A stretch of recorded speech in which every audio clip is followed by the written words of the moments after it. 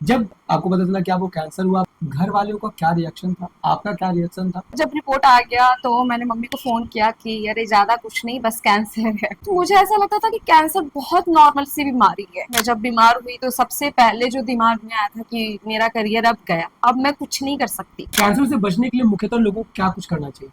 एक normal test आता है, पहला है सीबीसी टेस्ट जिसमें ब्लड काउंट दिखाएंगे, दूसरा है एलएफटी, तीसरा है केएफटी।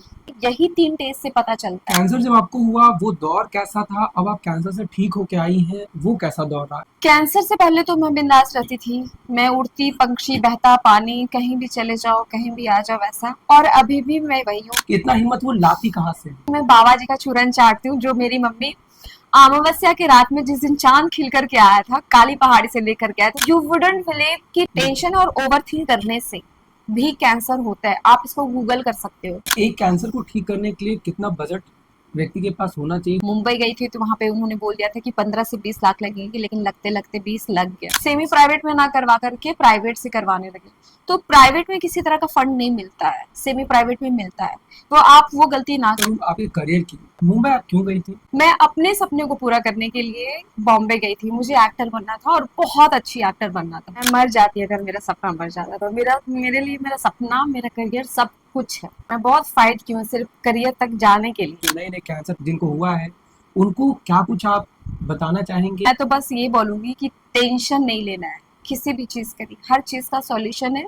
और अभी कैंसर का बहुत अच्छे से इलाज हो रहा है। कैंसर होने के बाद डॉक्टर के पास कितने महीने में बार बार चेकअप के लिए जाना पड़ता है? वो 3 महीने के फॉलोअप के लिए बुलाते हैं, फिर इसके ड्यूरेशन बढ़ा दिए जाते हैं, 3 से 6 महीना, फिर साल भर। ये खत्म नहीं होता, इसके साथ ही हमें जिंदगी को जीना पड़ता है। वो लोगों का चढ़ता है तो कहीं कहीं मन में एक सवाल होते हैं कि बाल चले जाएंगे, इनसे क्या कुछ कहना चाहेंगे? लगने के बाद उसके जो साइड इफेक्ट है, लाइक इतना हार्ड दवाई हमारे बॉडी में जा रहा है, वो कुछ तो असर करेगा ही। पानी बहुत ज्यादा पीना होता है। जितना आप पानी पीते हो, कीमो का असर हमारे बॉडी में उतना कम होता है। डॉक्टर ने भी बोला था कि कैंसर जो रिलैप्स होने का टेंशन होता है, वो सबसे ज्यादा इस पर डिपेंड करता है कि आप फिजिकली और मेंटली कितना फिट है। मेरे जानकारी में जितने भी डॉक्टर थे, वो फोन करके बोलते थे अदीरा गुपचुप मत खाना। सबसे ज्यादा तकलीफ ही मुझे गुपचुप से होता था। रिलेशनशिप आपने देखा है जहाँ पे हम ब्लॉक कर देते हैं दूसरी आईडी से उसके बारे में जानकारी लेते रहते हैं कि कैसा है वो। मेरा और गोलगप्पे का रिलेशन भी कुछ ऐसा ही है। सबसे पहले तो शुगर हर कैंसर पेशेंट को मना कर देते हैं। शुगर बिल्कुल भी नहीं लेना है, मीठा लेना ही मना, इवन गुड़ भी मना करते हैं। वो मैं कीमो लेकर के 15 किलोमीटर दादर से अंधेरी गई थी बाई लोकल अपने दोस्तों से मिलने, कि मैं मेंटली खुश रहना चाहती हूँ। कैंसर होने के बाद कहीं ना कहीं आप डेली अपना रूटीन सारा उसमें बता रही थी व्लॉग के जरिए। मैंने वैसे छोटे छोटे व्लॉग बनाना शुरू किया। बहुत कमेंट आते हैं नेपाल से, बांग्लादेश से, पाकिस्तान से, कराची से, और पता चलता है काफी सारे लोग मोटिवेट हो रहे हैं। मुझसे जितना बन पाता है मैं हेल्प करती हूँ। अगर आपके आसपास भी ऐसा कोई पेशेंट है, आप मेरा इंस्टा आईडी पंजारा सी लड़की में डीएम करना, मैं आपको रिप्लाई करूँ। कहते हैं अगर हिम्मत और हौसला हो तो आप हर किसी परिस्थिति से लड़कर कामयाब हो सकते हैं और उस परिस्थिति से जीत भी सकते हैं। हमारे साथ यही एग्जाम्पल के साथ अदीरा सिंह राजपूत हैं, जो कैंसर जैसी गंभीर बीमारी से लड़कर जीत कर आई हैं। अदीरा जी, आप अपने बारे में हमारे दर्शकों को पहले संक्षिप्त परिचय दे दें, फिर बातों की आगे शुरुआत करेंगे। हाँ, मेरा नाम अदीरा है। मैं 26 साल की हूँ। मैं कोडरमा झुमरी तिलैया की ही रहने वाली हूँ। और फिलहाल यूट्यूब कर रही हूँ। इससे पहले मैं बॉम्बे में थी, अपने करियर पे फोकस थी और अपने करियर पे ध्यान था। जब कैंसर का लोग नाम सुनते हैं ना, तो उनके जहन में बस एक सवाल आता है, अब मैं नहीं बचूंगा, बस अब मैं नहीं बचूंगा। जब कैंसर की सिचुएशन थी, आप मुंबई में थे, उसके बाद आपको पता चला कि आपको कैंसर हुआ, आप घर आई, मम्मी को बताई, घर वालों का क्या रिएक्शन था? आपका क्या रिएक्शन था? क्या क्या आपने सोचा? पूरा विस्तार से हमारे दर्शकों को बताएं। नहीं, बॉम्बे में नहीं पता चला कि कैंसर है। बॉम्बे में मैं सिर्फ बीमार थी शूटिंग के बाद, और जिसकी वजह से मैं ऑडिशन और शूट कैंसिल कर रही थी। मैं शॉर्टलिस्ट भी हुई थी किसी सीरियल के लिए, तो वो मुझे मना करना पड़ा कि मेरी तबीयत ठीक नहीं है करके। जब मैं यहाँ आई और वो चीज़ें ठीक ही नहीं हो रही थी, लाइक बुखार है, वो ठीक हो रहा है फिर आ रहा है। मेरे काउंट सही नहीं आते थे, रिपोर्ट सही, ब्लड रिपोर्ट जो होते हैं वो सही नहीं आते थे। तो डाउट हुआ मुझे कि शायद कुछ प्रॉब्लम है। मुझे तो फिर भी लीवर का डाउट था कि शायद लीवर से रिलेटेड कुछ होगा। बट डॉक्टर ने बोल दिया कि शायद ये कैंसर है, और पटना में कंफर्म हो गया कि मुझे कैंसर है। और घर वालों को तो पहले से ही मतलब डॉक्टर ने ऐसा बोल दिया था कि शायद, फिर हम डाउट में थे, शायद मतलब बहुत कुछ हो सकता है। फिर जब रिपोर्ट आ गया तो मैंने मम्मी को फ़ोन किया कि अरे ज़्यादा कुछ नहीं, बस कैंसर है। सच बताऊँ तो उस वक़्त मुझे ऐसा लगता था कि कैंसर बहुत नॉर्मल सी बीमारी है, जो ठीक हो जाता है। मतलब 1-2 महीने का रेस्ट लेना होगा मुझे, मैं दवाइयाँ खाऊँगी और वो ठीक हो जाएगा। मैंने नहीं सोचा था कि इतना कुछ हो जाएगा। तो रिएक्शन बोले तो हाँ, डरे तो थे, लेकिन हमारे घर पे ये है कि माइंडसेट हम था कि हमें स्ट्रॉन्ग बन के रहना है, मम्मी भी, मैं भी।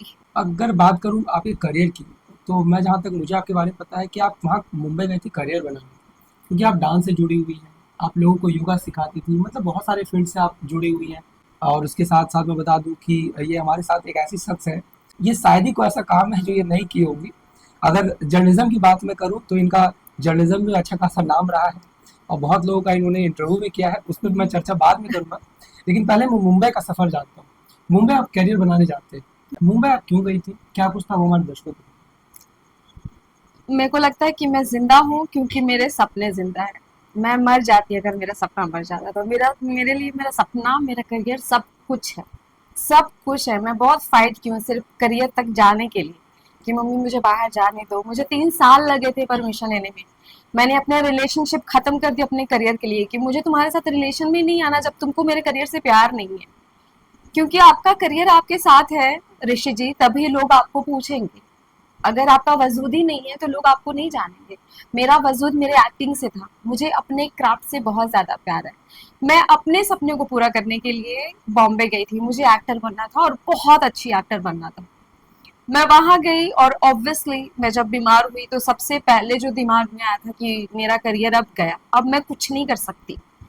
बट मैंने जब मेरा ट्रीटमेंट चल रहा था तो कीमो जब लगते थे तो मैं फुल्ली बेड रेस्ट में रहती थी। मैंने एक फ़िल्म देखा था श्रीकांत, जिसमें राजकुमार राव है, और वो एक रियल स्टोरी पे बनी हुई है, जिसमें एक इंसान है जो ब्लाइंड है, और ब्लाइंड होने के बाद भी वो अपना बिज़नेस रन करता है। वहाँ से मुझे लगा कि जब ये इंसान कर सकता है तो मैं क्यों नहीं? मैं तो हाथ-पैर से सही हूँ, मैं देख सकती हूँ, समझ सकती हूँ, मुझे सिर्फ़ एक बीमारी है। जिसमें मुझे नहीं पता मैं कब तक सरवाइव कर पाऊंगी, लेकिन मैं सरवाइव करूंगी। वो फिल्म मुझे बहुत मोटिवेट की है, और मैं बहुत किसी को, तब से मैं मोटिवेशनल फिल्म ही देखती थी जो मुझे पॉजिटिव रखे। मैं हमेशा पॉजिटिव रहने की ही कोशिश करती थी, और तब से लेकर अभी तक मैं पॉजिटिव ही हूँ। तो मैं जस्ट मुंबई गई थी, लाइक 25, 24 में मैं मुंबई गई थी, और 24 में ही मुझे पता चला कैंसर है। और मेरे बॉडी में कैंसर 23 दिसंबर से था, और मैं तब से ही बीमार रहने लगी। 24 में मुंबई मूव कर गई, और मैंने जस्ट थोड़ा बहुत ही काम किया, 3 महीने ही मैंने वहाँ पे काम किया। चौथे या 5वें महीने से जो मैं बीमार रहने लगी और मुझे पता चला कि मुझे कैंसर है, फिर मैं वापस आ गई। और मैंने पहले भी बताया कि मैं सिर्फ अपने सपनों की वजह से जिंदा हूँ, उसी ने मुझे जिंदा रखा। और दूसरा लोगों के प्यार और दुआओं ने, लोगों ने बहुत बहुत बहुत प्रे किया है मेरे लिए, मेरे सभी दोस्तों ने, मेरे सभी जानने वालों ने। जब मैंने आपका इंस्टा अकाउंट देखा, तो कैंसर होने के बाद कहीं न कहीं आप डेली अपना रूटीन सारा उसमें बता रही थी, व्लॉग के ज़रिए, और उसको जो दर्शक हैं वो काफ़ी पसंद भी कर रहे थे, और दर्शक आपको बता भी रहे थे कि ये लड़की पक्का जीत जाएगी, और वो आपके लिए प्रे भी कर रहे थे। वो ब्लॉग वाला दौर कैसा था और अभी का दौर कैसा है, वो सारा कुछ विस्तार में बताएँ। जिस वक्त मेरे को डिटेक्ट हुआ था कैंसर, तो मेरे पास करने के लिए तो कुछ भी नहीं था। मैं पूरा दिन कमरे में रहती थी। तो मेरे दोस्त ने आइडिया दिया कि मेरे को व्लॉगिंग का काफ़ी ज़्यादा शौक है। ऐसा नहीं कि अभी कैंसर हुआ तो अभी मैंने शुरू किया है। इससे पहले भी मैंने 2 चैनल बनाया और दोनों मैंने बंद कर दिया, क्योंकि मेरे को टाइम बिल्कुल नहीं होते थे। बट कैंसर में मेरे पास टाइम ही टाइम था। तो उसने आइडिया दिया कि तुम अपनी जर्नी शेयर करो लोगों तक, लोग मोटिवेट होंगे तुमसे।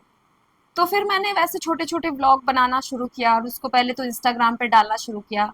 बाद में अभी यूट्यूब भी कर रही हूँ अभी 3 महीने से, वहाँ भी डालती हूँ। तो बहुत कमेंट आते हैं नेपाल से, बांग्लादेश से, पाकिस्तान से, कराची से।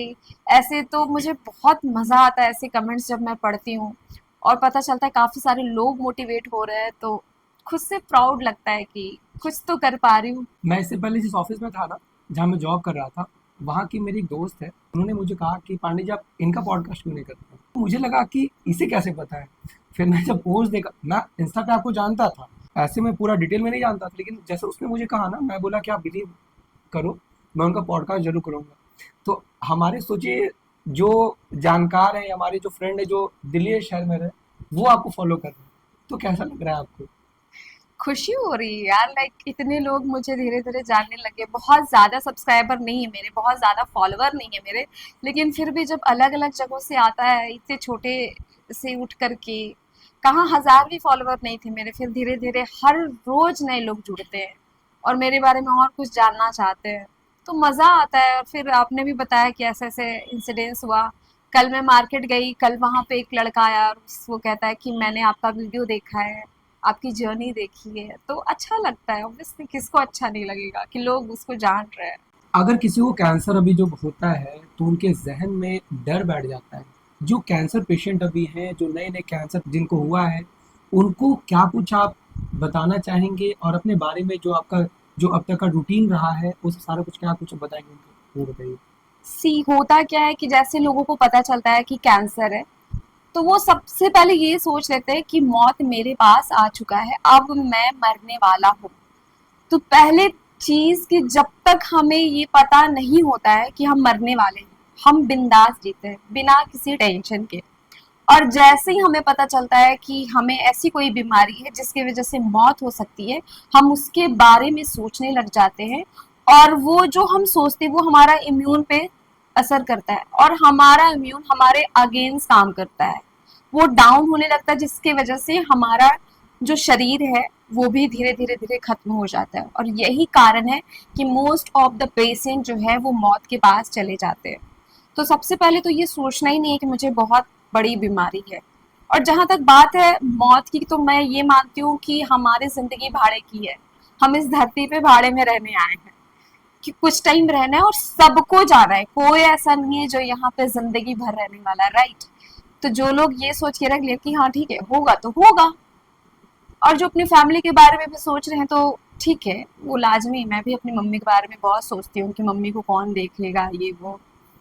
लेकिन मैं बस इतना बोलूँगी कि अगर आप ऐसे दौर से गुज़र रहे हैं, लाइक आपको कैंसर है और जिनको नहीं भी है, वो भी बहुत टेंशन लेने लग जाते हैं कि अरे इसको तो मैं जानता था, इसको हो गया, मैं भी अपना चेकअप करवा लेता हूँ। बहुतों के साथ हुआ ऐसा। तो मैं तो बस ये बोलूँगी कि टेंशन नहीं लेना है किसी भी चीज़ का भी, हर चीज़ का सॉल्यूशन है। और अभी कैंसर का बहुत अच्छे से इलाज हो रहा है। मुंबई में सबसे बेस्ट इलाज होता है, सेकंड है दिल्ली, हैदराबाद में भी बहुत अच्छा इलाज होता है, जयपुर है, तो अच्छे अच्छे हॉस्पिटल आ गए हैं। अभी आयुष्मान कार्ड के द्वारा भी ट्रीटमेंट हो रहे हैं, फंड राइजिंग भी होता है, ऑनलाइन भी आप फंड राइज कर सकते हो, गवर्नमेंट भी आपको फंड देती है, हर स्टेट फंड देती है। लाइक मैं झारखंड से हूँ तो झारखंड गवर्नमेंट मुझे फंड देगी, बिहार गवर्नमेंट बिहार वालों को फंड देती है, तो बहुत हद तक राहत मिल जाती है। बस लोगों को उनकी जानकारी नहीं होती है, ये सारी चीजें हैं। कैंसर जब आपको हुआ, वो दौर कैसा था? अब आप कैंसर से ठीक होके आई हैं, वो कैसा दौर रहा? इस दौरान आप बताएं कि क्या कुछ आपकी जर्नी थी। कैंसर होने के बाद परेशान होना, डॉक्टर के पास मिलना, डॉक्टर से मिलना, उनका क्या सजेशन आना, क्या कुछ रहा, पूरा सब विस्तार से बताएं।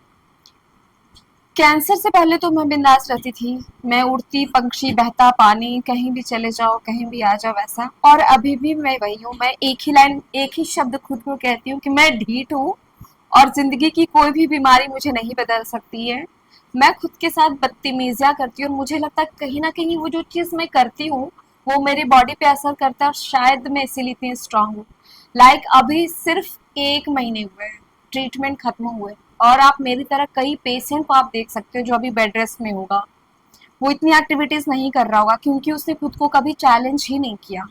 मैं जब एडमिट थी तभी मैंने खुद को चैलेंज किया था, जब डॉक्टर ने बोला था आपके पूरे ट्रीटमेंट में 6 महीने लगेंगे, तो मैंने खुद से ये चैलेंज किया था कि मुझे 6 महीने में ठीक होना है। और मैं वो सारी चीज़ें करती थी, लाइक मैं रूम पे ही बैठ के योगा करती थी। मैं बैठ नहीं पाती थी क्योंकि जो ब्लड कैंसर वाले हैं, जिनको पता होगा, हमारे यहाँ रीढ़ में एक इंजेक्शन लगता है, वो बहुत ज़्यादा पेनफुल होता है। लाइक अगर मैं सिंपल बताऊं तो गेहूं या चावल का जो बोरा होता है उसको सिलने का जो सुआ होता है, मैं सबको यही एग्जांपल देती हूँ, काइंड ऑफ वैसा ही एक इंजेक्शन होता है। और वो ऐसे इंजेक्शन नहीं देते, ऐसे देते हैं, Direct. वो एकदम डायरेक्ट। ठीक है, तो वो बहुत ज्यादा पेनफुल होता है। उसके लगने के बाद कई दिन तक तो मैं उठ भी नहीं पाती हूँ। तो वो बोन मैरो टेस्ट जो जैसा होता है बिल्कुल वैसा होता है वो इंजेक्शन। जिनको भी ब्लड कैंसर होगा, जो देख रहे होंगे, उनको पता होगा मैं कौन से इंजेक्शन की बात कर रही हूँ। रीढ़ की हड्डी में लगती है। तो मैं हमेशा पिलो लगा करके इलोम विलोम, कपाल भाती, ये सारे योगा थोड़ा ही सही बट करती थी। मैं मेडिटेशन करती थी, डायरी लिखती थी, आज क्या हुआ क्या नहीं, ये सारी चीज़ें करके मैं खुद को पॉजिटिव रखती थी और मेंटली फिट रखती थी, which is very important for every person. So ये सारी चीज़ें मैं करती थी। उस वक्त जो मेरा डाइट था, पहले तो डॉक्टर डाइट बहुत सारी चीज़ें मना कर देते हैं जब तक ट्रीटमेंट शुरू ना हो जाए। तो वो जो जो बोलते थे मैं वही वही खाती थी। कई सारी चीज़ें मुझे पता नहीं होता तो मैं गलती से खा लेती थे। तो उसके बाद डाइट धीरे धीरे धीरे धीरे करके एक बैलेंस डाइट मुझे मिल गया और उस बैलेंस डाइट को मैं अभी भी फॉलो कर रही हूँ। पहले तो कुछ भी खा लेती थी, पहले मैं बाहर का भी खा लेती थी, लेकिन अब थोड़ा अवॉइड करती हूँ बाहर का खाना। ऐसा नहीं कि मैं बिल्कुल ही नहीं खाती हूँ, मैं खाती हूँ। डॉक्टर ने भी बोला है कि नहीं, खा सकते हैं कभी कभी, लेकिन बहुत ही ज़्यादा हाइजीन होना चाहिए, साफ सुथरा होना चाहिए। तो वो सारी चीज़ें मैं फॉलो करती हूँ। जब कीमो लोगों को चढ़ता है तो कहीं कहीं मन में एक सवाल होते हैं कि बाल चले जाएंगे, ये नहीं बचेगा, वो नहीं बचेगा, बहुत सारे लोग। तो उनसे क्या कुछ कहना चाहेंगे? बाल जाना, कीमो लगना, वो तो बहुत पेनफुल होता है। वो उसके टाइम में वो क्या कैसी जर्नी रही वो आपको? कीमो, हाँ, कीमो बहुत पेनफुल है, कीमो बहुत हार्ड है। लाइक इतनी बड़ी बीमारी हुई है तो चीज़ें भी डिफ़िकल्ट होंगे, इसका कोई हल ही नहीं है। कीमो लगने के दौरान दर्द नहीं होता, वो कैनेला का थ्रू जाता है।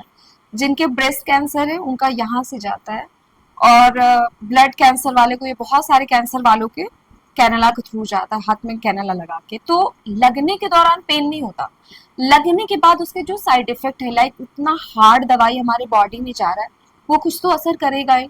तो उसके वजह से बॉडी में पेन बहुत ज़्यादा होते थे और वो आप उसको बर्दाश्त नहीं कर सकते हो, इतना पेन होता था वो। उसके साइड इफेक्ट तो बहुत सारे हैं, लाइक वॉमिट होना, अनकाउंटेबल वॉमिट होता था मेरे। कई बार वॉमिट होते होते ब्लड आ जाते थे। 12-13 बार एक दिन में वॉमिट करना, which is not so easy. एक दो बार में ही लोगों की, आम लोगों की हालत खराब हो जाती है। टेस्ट तो बिल्कुल ही नहीं आता, पानी का भी टेस्ट नहीं आता है। सबसे ज़्यादा प्रॉब्लम ये करता है, क्योंकि खाने से बदबू आती है। आप खाना ही नहीं खा पा रहे तो आपकी बॉडी में कुछ नहीं जा रहा है। तो उस दौरान मैं अलग डाइट लेती थी। मैं सत्तू बहुत, जो हमारे बिहार झारखंड में बहुत फेमस है, मैं सत्तू पीती थी। और सत्तू में बहुत प्रोटीन होता है, तो मैं सत्तू 2 बार 3 बार, मैं पूरा पूरा दिन फ्रूट खा के रही हूँ, सिर्फ फ्रूट खा करके रही। तो कीमो के दौरान टेस्ट आते ही नहीं, टेस्टलेस हो जाता है जुबान। पानी बहुत ज़्यादा पीना होता है, जितना पानी पीते हो कीमो का असर हमारे बॉडी में उतना कम होता है। जब मैंने आपसे पॉडकास्ट करने की बात कहा अपने ऑडियंस से, तो उनका साफ तौर पे कहना था कि आप उनसे ये पूछिए कि इतना हिम्मत वो लाती कहाँ से है? मैं बाबा जी का चूरन चाटती हूँ, जो मेरी मम्मी काली पहाड़ी से लेकर के आई थी। वो हिम्मत कहाँ से लाती है? एक्चुअली ये क्वेश्चन मेरे इंस्टा पे भी आया था। वो मेंटली सरवाइव नहीं कर पा रहा, जिसने सेम कमेंट जो आपने बोला, एग्जैक्ट सेम लाइन, कि आप इतना हिम्मत कहाँ से लाते, इतनी पॉजिटिविटी कहाँ से लाते। तो मैंने उनको सेम रिप्लाई किया था कि मैं बाबा जी का चूरन चाटती हूँ, जो मेरी मम्मी अमावस्या की रात में, जिस दिन चांद खिल करके आया था, काली पहाड़ी से लेकर के आया था, और उनको लगा कि मैं सच बोल रही हूँ। और इतने सारे रिप्लाई आए कि हमें भी बताओ वो चूरन कहाँ मिलता है। वो चूरन यहाँ से मिलता है। आप जब मेंटली फिट रहते हो तो आप सब कुछ कर पाते हो। आप खुद को चैलेंज करो ना, आप डायरिया मेंटेन करो कि मुझे ये करना है तो करना है। कर हर मैदान फतेह। कर हर मैदान पर। एग्जैक्टली तो वो अभी मैं बता रही हूँ आपको ऋषि जी की, अभी 1 महीने हुए हैं। मैं जिस दिन आई थी, मैंने सिर्फ एक दिन का रेस्ट लिया, क्योंकि मैं by flight and then train करके आई थी। मैंने इस पूरे घर की सफाई की है अकेले, क्योंकि मुझे एकदम सारी चीजें अरेंज चाहिए होती है। मैंने यहाँ से ताकत नहीं लगाया था, मैंने यहाँ से ताकत लगाया था दैट आई कैन डू। और मैं बीमार नहीं, मैं कभी भी खुद को बोलती नहीं हूँ कि मैं बीमार हूँ। हाँ, ट्रीटमेंट चल रहा है, मैं ठीक हूँ। तो ये जो लोग बोलते हैं कि आप इतना खुश कैसे रहते हो, आप इतना पॉजिटिव कैसे हो, आपको वो इन्वायरमेंट मिलता होगा। नहीं भाई, मेरी मम्मी गवर्नमेंट जॉब में है और सुबह से दौड़ धूप लगी रहती है, भाई अपने कमरे में पड़ा रहता है, वो एनजीओ के काम में बिजी रहता है, दिन भर फोन पे ये वो करना। खुद को मोटिवेट करना होता है। Nobody can motivate you. आप इतने सारे संदीप महेश्वरी के कितने सारे वीडियोस है, महाराज जी प्रेमानंद जी के वीडियोस प्रेमानंद। है, तो आप वीडियोस देख रहे हो लेकिन फिर भी आप खुद को मोटिवेट नहीं कर पा रहे हो, तो कोई मतलब नहीं बनता। आप खुद को ही खुद को मोटिवेट कर पाओगे। तो लाइक मैं खुद को मोटिवेट करती हूँ। मेरा सुबह से लेकर के रात तक का प्रॉपर एक रूटीन है जिसको मैं फॉलो करती हूँ। और डॉक्टर ने भी बोला था कि कैंसर जो रिलैप्स होने का टेंशन होता है वो सबसे ज़्यादा इस पर डिपेंड करता है कि आप फिजिकली और मेंटली कितना फिट है। तो जो डाइट प्लान आपका उस वक्त था कैंसर के होने के बाद, उसके बाद अभी बहुत सारे चीज चेंज हुए हैं। अगर मैं बात करूँ, लोग कहते हैं ना कि लड़कियों को ज्यादा गोलगप्पा और चाट वगैरह ज्यादा पसंद होता है। वो गोलगप्पा और चाट की जर्नी छूटना बीच में 1 साल, फिर अभी स्टार्ट करना या छोड़ देना, क्या कुछ हो रहा है? अगर आप इसको कॉमेडी भी पूछ रहे तो मैं जवाब भी वैसे दूंगी। वैसे रिलेशनशिप आपने देखा है हम्म। जहाँ पे हम ब्लॉक कर देते हैं दूसरी आईडी से उसके बारे में जानकारी लेते रहते हैं कि कैसा है वो। मेरा और गोलगप्पे का रिलेशन भी कुछ ऐसा ही है। मैंने ब्लॉक तो कर दिया है लेकिन छुप छुप के मैं देखती हूँ ठेले में कितने लोग खा रहे, मैं खा सकती हूँ नहीं। ऐसा नहीं है, पूरे तरीके से तो नहीं छूटा है लेकिन मैं नहीं खाती हूँ। मैं बहुत ज्यादा अवॉइड करने लगी हूँ। जो लड़की हर दिन गुपचुप खाती थी वो भी जिम से निकलने के बाद, मैं अपने जिम में बदनाम थी कि ये क्या जिम करती है, जबकि मैं उनको ट्रेन भी करती थी और जिम के बाद मैं गुपचुप खाती थी। और जब मेरे को कैंसर डिटेक्ट हुआ था, ऑडियंस को बिलीव नहीं होगा, जो मेरा ट्रीटमेंट कर रहे थे यहाँ कोडरमा में, वो और मेरे जानकारी में जितने भी डॉक्टर थे, 2-3 थे जो मुझे जानते थे, जिनको मैं जानती थी, वो फोन करके बोलते थे अदीरा गुपचुप मत खाना, साइड इफेक्ट हो सकता है, इन्फेक्शन हो जाएगा, गुपचुप मत खाना। तो सबसे ज़्यादा तकलीफ ही मुझे गुपचुप से होता था। और मुझे जब खाना होता था तो मैं डॉक्टर से पूछती थी कि सर रिपोर्ट अच्छी है, क्या मैं गुपचुप खा सकती हूँ। तो इमली अवॉइड करती थी मैं खाने के दौरान। अभी भी मैं घर पे बना के खाती हूँ, इमली नहीं लेती मैं। हाल फिलहाल एक मेरे पास भी केस आया था, उनको स्टमक कैंसर था। हम्म। वो काफी ज्यादा परेशान थे। परेशान उनकी एक वजह नहीं थी, 2-3 परेशानी थी। उनका कहना था कि अब मैं बचूंगा नहीं, मेरे इलाज में इतने खर्च आएंगे, पैसे कहाँ से आएंगे, क्या करूंगा। तो उन सब की परेशानी को दूर करने के लिए आपके अकॉर्डिंग क्या उपाय लगता है उनकी मैंने परेशानी? पहले भी बोला कि आयुष्मान कार्ड है, लाइक हमारे पास आयुष्मान कार्ड नहीं है लेकिन मेरी मम्मी गवर्नमेंट जॉब में है, भले ही छोटे पोस्ट में है लेकिन ठीक है, उस कार्ड की वजह से मेरा ट्रीटमेंट हुआ। बाकी के जो खर्चे थे बहुत प्रॉब्लम हुआ तो मम्मी ने थोड़ा इधर उधर से भी मैनेज किया। हमने सोशल मीडिया से भी हेल्प लिया था, फेसबुक में हमने फंड राइज किया था, तो उससे भी थोड़ा बहुत हेल्प लिया, इधर उधर से लेकर के मैनेज हो जाता है। और डोनेशन भी मिलता है। तो लाइक एक गलती हमने करी थी। गलती क्या मतलब, मैं पटना से ट्रीटमेंट छोड़ करके मुंबई गई थी। ऑलरेडी मेरा जो कीमो लगने वाला था वो कीमो हमने छोड़ दिया था और हम मुंबई चले गए थे अपना ट्रीटमेंट करवाने। तो हम प्राइवेट में ना सेमी प्राइवेट में ना करवा करके प्राइवेट से करवाने लगे। तो प्राइवेट में किसी तरह का फंड नहीं मिलता है, सेमी प्राइवेट में मिलता है। तो आप वो गलती ना करें। सिचुएशन कैसा भी है, डॉक्टर लगे रहेंगे। डॉक्टर आपको बुरे स्थिति में तो नहीं छोड़ सकते लेकिन हम लोगों को किसी ने गाइड नहीं किया था, तो हम लोगों ने प्राइवेट से लिया जिसकी वजह से हमें फंड नहीं मिली। बट सोशल मीडिया से हेल्प लिया था, बहुत ज़्यादा नहीं, कुछ ही पैसे मिले थे, हो गया सब कुछ। एक कैंसर को ठीक करने के लिए कितना बजट व्यक्ति के पास होना चाहिए जो कैंसर को प्रॉपर तरीके से वो ठीक कर पाए? क्योंकि मेंटली फिट पहला जरूरी, मेंटली फिट, दूसरा है पैसा, तीसरा है आपका फिजिकल कैसा आप फिट है उसके बाद। तो ये अगर मैं फिजिकली अगर कोई फिट हो जाता है, मेंटली फिट हो जाता है, तो पैसे से फिट कैसे होगा? यार ये तो मैं नहीं बता सकती, ये तो बताने लायक ही नहीं, डॉक्टर भी नहीं बता पाते ये चीज़। हाँ, कुछ ऐसे केसेस होते हैं, जैसे उन्होंने मुझे बोल दिया था कि आपको इतना लगेगा करके। मैं पटना गई, वहाँ भी उन्होंने बोल दिया कि आपको 25 लाख लगेंगे। मुंबई गई थी तो वहाँ पे उन्होंने बोल दिया था कि 15 से 20 लाख लगेंगे, लेकिन लगते लगते 20 लग गया। तो ये कुछ फिक्स नहीं है। बीमारी बड़ी है तो अमाउंट भी ज़्यादा लगेगी, ये छोटी मोटी बीमारी तो है नहीं। कैंसर होने के बाद डॉक्टर के पास कितने महीने में बार बार चेकअप के लिए जाना पड़ता है, और क्या कुछ उसके कंडीशन होते हैं, वो हमारे दर्शकों को बता दें। ट्रीटमेंट जब कंप्लीट हो जाता है ना तो वो 3 महीने के फॉलोअप के लिए बुलाते हैं। वो चेक करते रहते हैं कि कहीं कैंसर रिलैप्स तो नहीं हुआ है, क्योंकि कैंसर इतनी बुरी बीमारी बोली जाती है इसको, ये कारण है, ये खत्म ही नहीं होता है। ये तो हुआ, एक तो जब होता है तो लोगों को फर्स्ट स्टेज में पता ही नहीं चलता, बहुत टाइम के बाद पता चलता है कि अच्छा कैंसर है। दूसरी बात है कि ये खत्म नहीं होता, इसके साथ ही हमें जिंदगी को जीना पड़ता है, इसीलिए इसको बहुत बुरी बीमारी बोली जाती है। और हर 3 महीने में इसका फॉलोअप चलता है, फिर इसके ड्यूरेशन बढ़ा दिए जाते हैं, 3 से 6 महीना, फिर साल भर, ऐसा करके। मतलब एक कैंसर होने के बाद व्यक्ति अगर चाहे मेंटली फिट अगर है तो 3 महीने 6 महीने करके वो ठीक हो सकता है।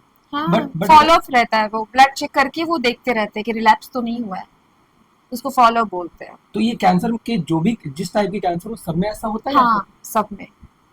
फिर अगर मैं बात करूँ स्टमक कैंसर, उसमें खाने पीने में बहुत ज्यादा दिक्कत होती है कुछ भी। नहीं, सारे कैंसर में, not only stomach cancer. Blood, मेरे को ब्लड कैंसर है, किसी को स्टमक कैंसर है, किसी को बोन कैंसर है, किसी को ब्रेन कैंसर है, किसी को लंग कैंसर है।